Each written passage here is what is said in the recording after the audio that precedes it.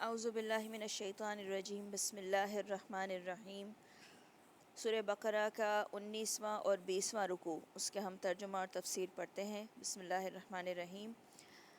اے لوگو جو ایمان لائے ہو، صبر اور نماز سے مدد لو، اللہ صبر کرنے والوں کے ساتھ ہے۔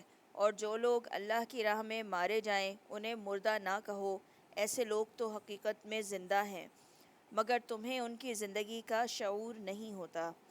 اور ہم ضرور تمہیں خوف و خطر، فاقہ کشی، جان و مال کے نقصانات اور آمدنیوں کے گھاٹے میں مبتلا کر کے تمہاری آزمائش کریں گے۔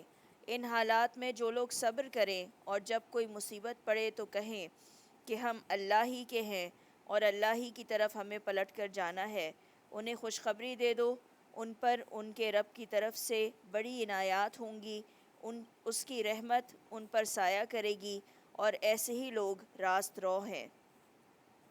یقیناً صفا اور مروہ اللہ کی نشانیوں میں سے ہیں، لہٰذا جو شخص بیت اللہ کا حج یا عمرہ کرے۔ اس کی تشریح ہے، ذوالحجہ کی مقررہ تاریخوں میں کعبے کی جو زیارت کی جاتی ہے، اس کا نام حج ہے، اور ان تاریخوں کے ماں سوا دوسرے کسی زمانے میں جو زیارت کی جائے وہ عمرہ ہے۔ اس کے لیے کوئی گناہ کی بات نہیں کہ وہ ان دونوں پہاڑیوں کے درمیان سعی کر لے، اور جو برضا و رغبت کوئی بھلائی کا کام کرے گا، اللہ کو اس کا علم ہے اور وہ اس کی قدر کرنے والا ہے۔ جو لوگ ہماری نازل کی ہوئی روشن تعلیمات اور ہدایات کو چھپاتے ہیں، درا حال یہ کہ ہم انہیں سب انسانوں کی رہنمائی کے لیے اپنی کتاب میں بیان کر چکے ہیں، یقین جانو کہ اللہ بھی ان پر لعنت کرتا ہے اور تمام لعنت کرنے والے بھی ان پر لعنت بھیجتے ہیں۔ البتہ جو اس روش سے باز آ جائیں اور اپنے طرز عمل کی اصلاح کر لیں اور جو کچھ چھپاتے تھے اسے بیان کرنے لگیں، ان کو میں معاف کر دوں گا، اور میں بڑا درگزر کرنے والا اور رحم کرنے والا ہوں۔ جن لوگوں نے کفر کا رویہ اختیار کیا، اس کی تشریح ہے، کفر کا لفظ ایمان کے مقابلے میں بولا جاتا ہے۔ ایمان کے معنی ہے ماننا، قبول کرنا، تسلیم کر لینا۔ اس کے برعکس کفر کے معنی ہے نہ ماننا، رد کر دینا، انکار کرنا۔ قرآن کی روح سے کفر کے رویے کی مختلف صورتیں ہیں۔ ایک یہ کہ انسان سرے سے خدا ہی کو نہ مانے یا اس کے اقتدار اعلیٰ کو تسلیم نہ کرے اور اس کو اپنا اور ساری کائنات کا مالک اور معبود ماننے سے انکار کر دے، یا اسے واحد مالک اور معبود نہ مانے۔ دوسرے یہ کہ اللہ کو تو مانے مگر اس کے احکام اور اس کی ہدایات کو واحد منبع علم و قانون تسلیم کرنے سے انکار کر دے۔ تیسرے یہ کہ اصولاً اس بات کو بھی تسلیم کر لے کہ اسے اللہ ہی کی ہدایت پر چلنا چاہیے، مگر اللہ اپنی ہدایات اور اپنے احکام پہنچانے کے لیے جن پیغمبروں کو واسطہ بناتا ہے انہیں تسلیم نہ کرے۔ چوتھے یہ کہ پیغمبروں کے درمیان تفریق کرے اور اپنی پسند یا اپنے تعصبات کی بنا پر ان میں سے کسی کو مانے اور کسی کو نہ مانے۔ پانچویں یہ کہ پیغمبروں نے خدا کی طرف سے عقائد، اخلاق اور قوانین حیات کے متعلق جو تعلیمات بیان کی ہیں ان کو یا ان میں سے کسی چیز کو ماننے سے انکار کر دے۔ چھٹے یہ کہ نظریے کے طور پر تو ان سب چیزوں کو مان لے، مگر عملاً احکام الہی کی دانستہ نافرمانی کرتا رہے اور اس نافرمانی پر اصرار کرے، اور دنیاوی زندگی میں اپنے رویے کی بنا اطاعت پر نہیں بلکہ نافرمانی ہی پر رکھے۔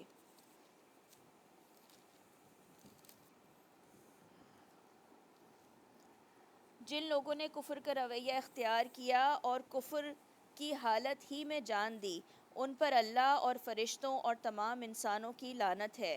اسی لعنت زدگی کی حالت میں وہ ہمیشہ رہیں گے، نہ ان کی سزا میں تخفیف ہوگی اور نہ انہیں پھر کوئی دوسری مہلت دی جائے گی۔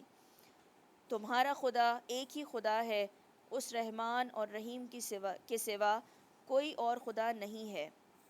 یہاں 19واں رکوع ختم ہوتا ہے، اب 20واں رکوع شروع ہوتا ہے۔ بسم اللہ الرحمن الرحیم۔ اس حقیقت کو پہچاننے کے لیے اگر کوئی نشانی یا علامت درکار ہے تو جو لوگ عقل سے کام لیتے ہیں ان کے لیے آسمانوں اور زمین کی ساخت میں رات اور دن کے پہم ایک دوسرے کے بعد آنے میں، ان کشتیوں میں جو انسان کے نفع کی چیزیں لیے ہوئے دریاؤں اور سمندروں میں چلتی پھرتی ہیں، بارش کے اس پانی میں جسے اللہ اوپر سے برساتا ہے، پھر اس کے ذریعے سے مردہ زمین کو زندگی بخشتا ہے، اور اپنے اسی انتظام کی بدولت زمین میں ہر قسم کی جاندار مخلوق کو پھیلاتا ہے۔